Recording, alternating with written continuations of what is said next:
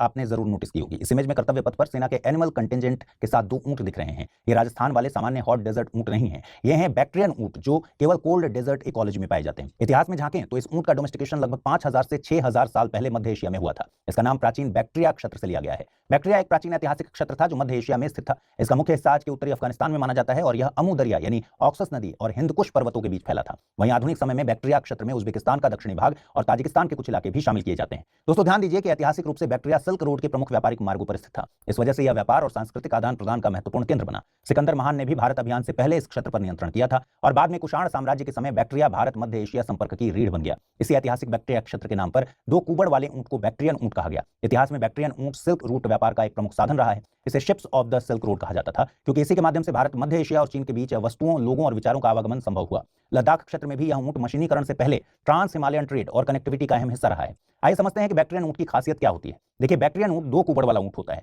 यह अत्यधिक ठंडे और शुष्क इलाकों में रहने के लिए अनुकूलित है। भारत में यह प्रजाति केवल लद्दाख के नुब्रा वैली क्षेत्र में पाई जाती है। वैश्विक स्तर की बात करें तो यह मंगोलिया, चीन, कजाकिस्तान और मध्य एशिया के अन्य भागों में पाए जाते हैं।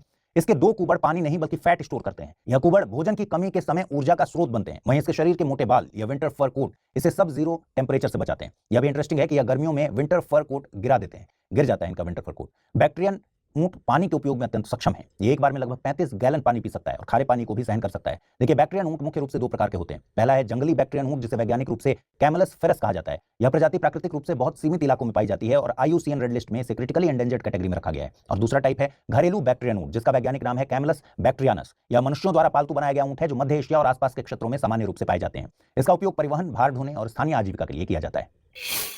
मार्केट चाहे गिर रहा हो या फिर ऊपर जा रहा हो,